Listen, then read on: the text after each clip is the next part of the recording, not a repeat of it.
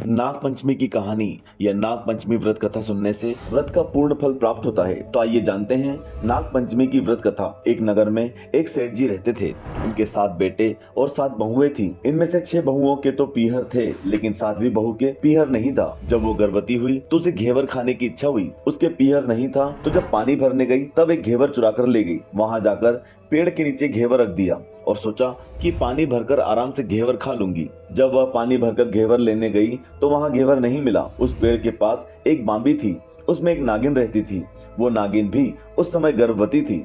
घेवर को देखकर नागिन की इच्छा उसे खाने की हुई और उसने घेवर खा लिया। उस नागिनी ने सोचा कि यदि साहूकार की बहू मुझे गाली देगी तो मैं इसे डस लूंगी, और यदि कुछ नहीं कहेगी तो इस बिना पीहर की को पीहर दिखा दूंगी। साहूकार के बेटे की बहू ने कहा कि शायद कोई मेरी जैसी ही होगी जिसने ये घेवर खा लिया। ऐसा सुनकर नागिन बहुत खुश हुई और उसने अपने बेटों से कहा कि तुम इंसान का रूप बनकर जाओ और साहूकार के बेटे की बहू को लेकर आओ। नागिन के बच्चे इंसान का रूप बनाकर साहूकार के घर चले गए। वहां जाकर उन्होंने कहा कि हमारी बहन को लेने के लिए आए हैं। तब सास ने कहा कि पहले तो कभी नहीं आए, इतने दिन कहाँ थे? तब उन्होंने कहा कि जब हमारी बहन का जन्म हुआ तब हम नानी के घर थे, और शादी हुई तब हम परदेश कमाने के लिए गए हुए थे। वे लड़के बहुत सारे कपड़े, गहने और मिठाइयाँ बहन की सास और जेठानियों के लिए लेकर गए थे। सास बड़ी प्रसन्न हुई और जेठानियाँ उसे देखकर जल कुड़ रही थी। सास ने बहू को उनके साथ में भेज दिया। बांबी के पास जाकर उन्होंने कहा, बहन हम नाग हैं। उस दिन जब तुमने पेड़ के नीचे घेवर रखा था तब तुम्हारा घेवर हमारी माँ ने ही खाया था। उन्होंने तुम्हें अपनी बेटी माना है, इस नाते से तुम हमारी बहन हुई। बहन अब हमारी पूंछ को पकड़ लो और डरना मत। उनके कहने पर वो पूंछ पकड़कर बांबी में चली गई। वहां पर उन्होंने उसे बहुत लाड़ प्यार और सुख से रखा। वहीं पर उसने एक लड़के को जन्म दिया। जब उसका लड़का थोड़ा बड़ा हुआ तब की बात है, पड़ोसन ने साहूकार के बेटे की बहू को सिखा दिया कि अगर तू तेरी माँ की इतनी ही लाडली है तो तेरी माँ से कहना कि आज तो नागों को दूध में ही पिलाऊंगी। पड़ोसन का ताना उसे सहन नहीं हुआ।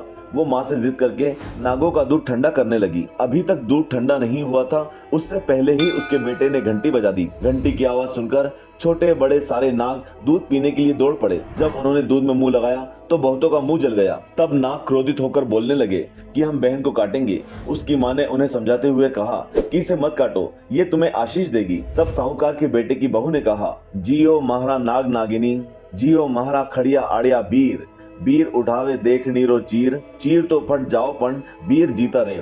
थोड़े दिन बीत जाने के बाद पड़ोसन ने फिर से ताना मारा कि यदि तेरी माँ तुझसे विश्वास करती है तो तुझे 7वें कोटे की चाबी देती। उसने माँ से जिद करके चाबी ले ली और जब ताला खोला तो अंदर झूले में बाबा नाग झूल रहे थे। उसने बाबा नाग से कहा, सत सिया राम बाबा। उन्होंने कहा कि तूने सत सिया राम कर लिया, वरना मैं तुझे डस लेता। तब उसने कहा कि आप तो मेरे पिता हो, मुझे कैसे डस सकते हो? और बोली, जियो नाग नागिनी, जियो वासुकी नाग, जिन मेरा लाड़ लड़ाया 9 करोड़ की हार। नाग देवता ने उसको 9 करोड़ का हार दे दिया। माँ ने अपने बेटों से कहा, बाई तो अब बड़े घरों में हाथ डालने लगी है, उसे घर पहुंचा दो। नागों ने साहूकार के बेटे की बहू को बहुत से गहने कपड़े दिए और ससुराल पहुंचा दिया। थोड़े दिनों की बात है, उसका बच्चा झाड़ू तोड़ रहा था। ताई ने कहा, झाड़ू मत तोड़, इतना तोड़ने का शौक है तो तेरे नाना मामा के यहाँ से लाया होता। सांपों ने सुन लिया।